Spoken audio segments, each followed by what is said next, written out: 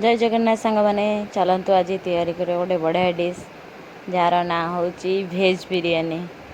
तो भेज बिरयानी पे मुझे सब प्रकार परिवा काटिक रेडी कर देछि। आउठी हमर माटी हांडी रे बिरयानी बनैबा। देखंतु सोयाबीन आलू पनीर और एपटे अच्छी बीन्स झुडंगा गाजर कोबी पियाज काजू किशमिश धनिया पत्र पुदीना पत्र कंचा लंका मसला भी अच्छी माँ को सब रेडी कर देछि। ये चावल बतुरे देछि। एबे गैस ऊपर तेल पकईकि तादेहरे काजू और किशमिश किछि समय पे भाजी दबा। तापर पियाज टाकू लाल लाल करके भाजिकी काढ़ी देवी। काजू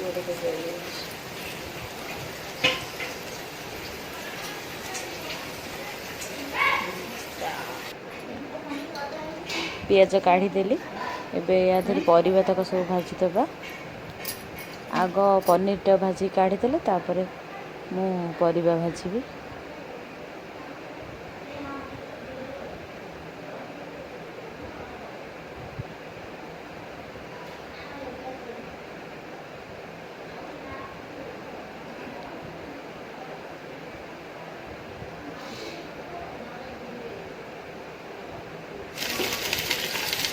कोबी भाजी देगा।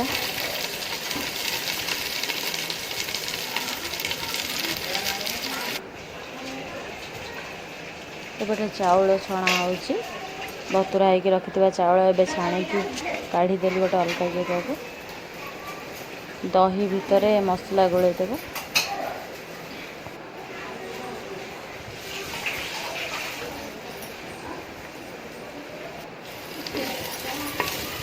ता भीतर मोर गाजर हो गलानी।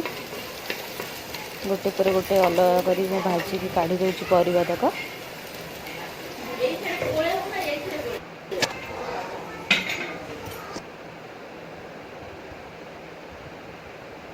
दही मसला हल्दी गुंडा लुण सब गोटे जगार फेंटी दूची। अदा रसुण पेस्ट भी एथिरे पड़ला।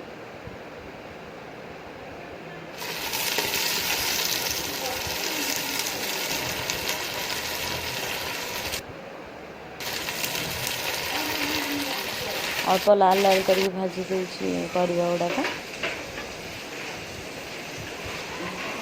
ये जो दही गोलई थी ता भीतर पकईदेलु परिबा। एबे पनीर पड़ुची। परिबा सबतक एथिरे ही पड़िबो।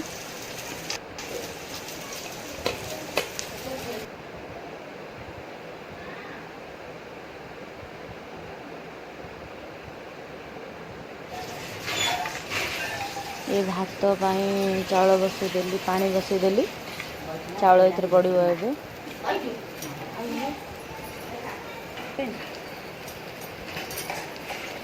पानी रे मसला मसली टे पकई देकी चाउल पकईदेलु। भात 70% हब।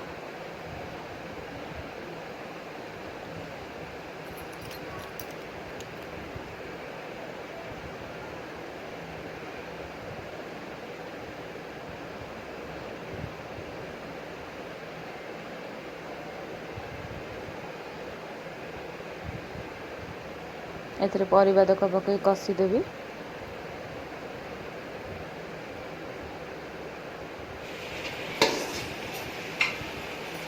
एबे परिबा घांटी सारा पर समय पे घोरैकी ताको छाड़ीदेबा।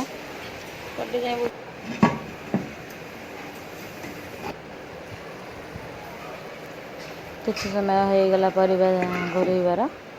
एबे ताको आउ टिके घांटी देबा। एपट सेपट न कले से लगी जीवो।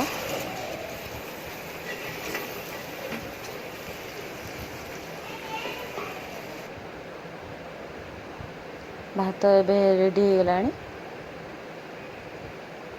कसार ऊपर भात पकई देबा।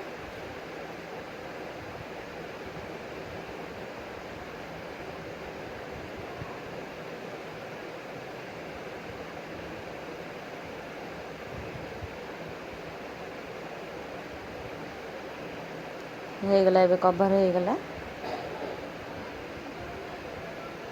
ଆଉ ଗୋଟେ ମଝିରେ ଗୋଟେ ଲେୟାର୍ ଅଛି ଯେଉଁଟାକୁ ମୁଁ ଦେଖେଇ ପାରିଲିନି।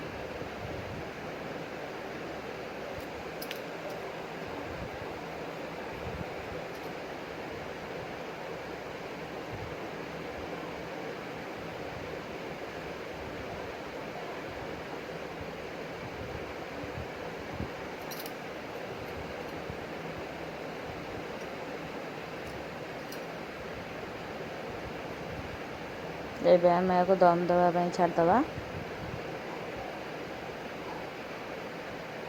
5 ରୁ 7 ମିନିଟ୍ ପରେ ୟାକୁ ଦେଖିବା।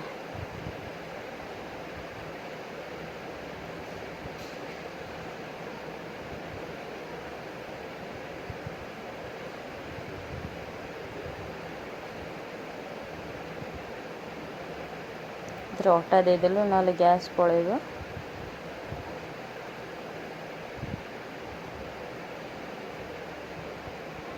ସରିଗଲା। ଏବେ ଦେଖନ୍ତୁ କେତେ ଖିଲା ଖିଲା ଚାଉଳ ହେଇଛି। ବିରିୟାନୀ ଆମର ବନେଇକି ରେଡ଼ି ହେଇଗଲା।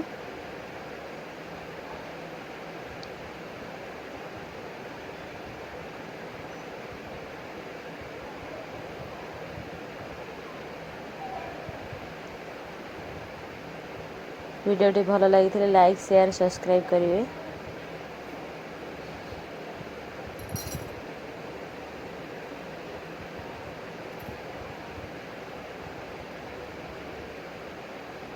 ରହୁଛି। ଜୟ ଜଗନ୍ନାଥ।